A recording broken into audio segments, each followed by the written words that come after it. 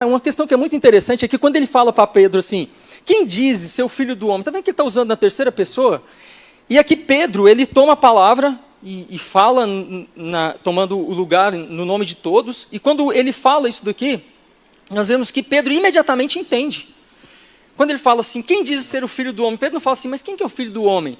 Lembrando que várias vezes Jesus contou parábolas e eles não entendiam o que estava sendo dito. Parábolas muito claras, coisas muito claras. E nessa ocasião, quando Jesus fala, quem diz ser o filho do homem? Eles entendem de imediato que Jesus estava falando dele. Que esse aqui era o Jesus, que esse filho do homem era o próprio Jesus. Por que Pedro entende isso? Não precisa abrir a sua Bíblia aí, mas quando a Bíblia fala de filho do homem, na Bíblia nós encontramos essa expressão para dois sentidos. Quando nós vamos para Jeremias, por exemplo, nós vemos Jeremias sendo tratado como o filho do homem. A gente fala, Jeremias, você é o filho do homem.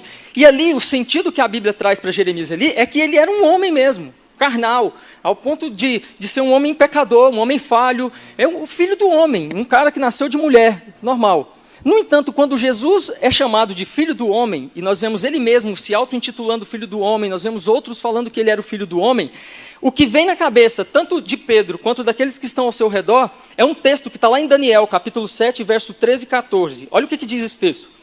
Eu estava olhando nas minhas visões da noite, e eis que vinha nas nuvens do céu um como o filho do homem, e dirigiu-se ao ancião de dias, e o fizeram chegar até ele. E foi-lhe dado o domínio e a honra e o reino para que todos os povos, nações e línguas o servissem. O seu domínio é um domínio eterno, que não passará, e o seu reino tal, que não será destruído. Quando ele fala, eu sou filho do homem, o que vem na mente de Pedro, para que ele faça essa declaração que nós vamos ver daqui a pouco, é justamente esse texto. Porque quando nós vemos falando de filho do homem em outras partes da Bíblia, está se referindo a um homem comum. Mas quando nós falamos de Jesus, o Filho do Homem, está falando que ele é o Rei dos Reis, o Senhor dos Senhores, aquele que tem domínio e honra, e o reino em todos os povos, e o seu reino é eterno. Lembrando que antes aqui, Daniel está tendo a visão daqueles 4 reinos. E o último reino é o reino messiânico, é o reino de Cristo, que é um reino eterno. Todos os outros caem, mas o de Cristo permanece para sempre. Quando Jesus pergunta, e Pedro entende de maneira clara, e vem trazendo uma resposta para Jesus, é isso aqui que ele está falando.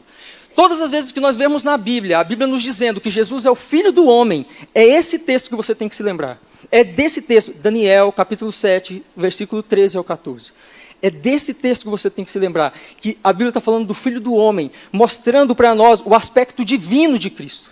Quando ele diz, eu sou filho do homem, ele está falando que ele não é simplesmente filho de um homem qualquer. Ele tem o aspecto de filho do homem, como Daniel viu, mas ele é o Rei dos Reis, o Senhor dos Senhores.